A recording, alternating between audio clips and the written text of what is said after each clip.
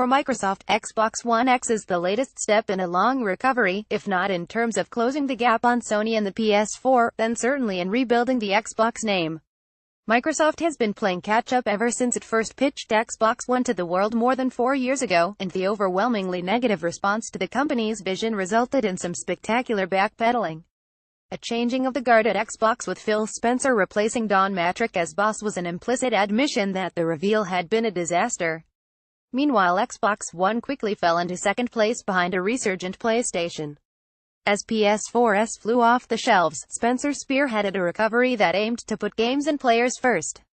This gave loyal fans PC cross-platform support, extensive backwards compatibility, and now the Xbox One X. Last year Sony announced PS4 Pro, a more powerful hardware iteration that improves the visual fidelity of PS4 games, outputting them to an upscaled 4K resolution.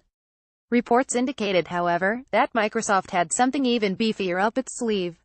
Since it was first announced as Project Scorpio, Xbox One X has been touted as the most powerful console ever, and it certainly lives up to that billing. Under the bonnet are a whole lot of impressive numbers, the details of which won't matter to most in a console that can run games in a native 4K resolution, while also supporting high dynamic range HDR imaging.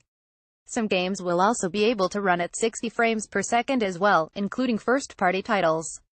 The difference between native 4K and upscaled 4K is that the former is true 4K while the latter uses tricks such as checkerboard rendering to achieve similar, but lesser results. The differences in practice are slight to the untrained or uncaring eye, however.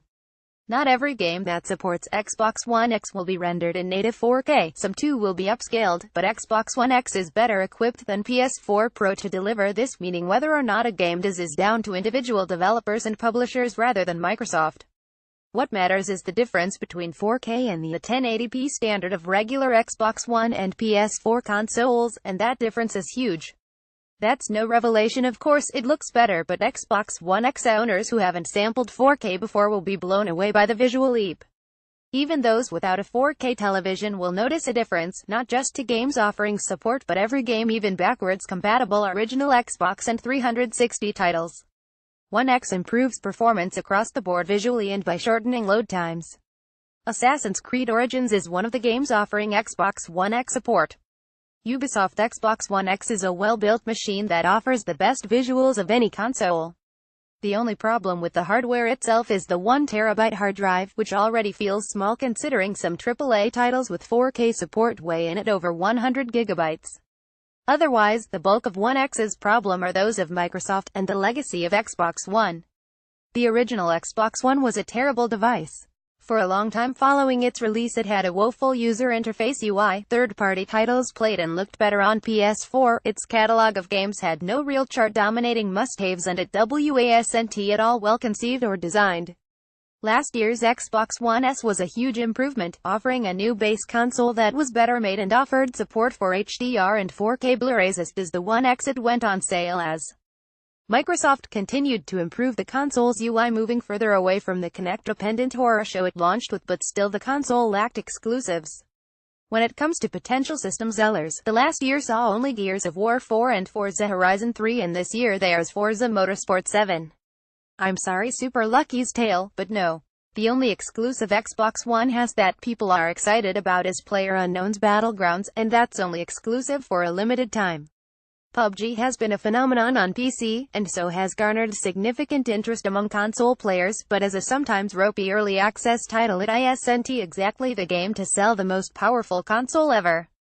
It is at least a reason to buy an Xbox, even if it isn't a One X. Microsoft's hopes for Xbox One X are being pinned on those players who want the absolute best visual experience for third-party games like Call of Duty, Star Wars Battlefront, Assassin's Creed, Wolfenstein 2 and many more.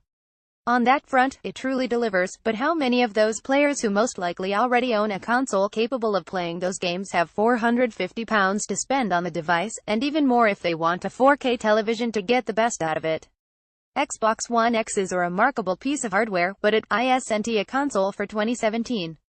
It's hardware for the future that serves Microsoft's continuing recuperation plan.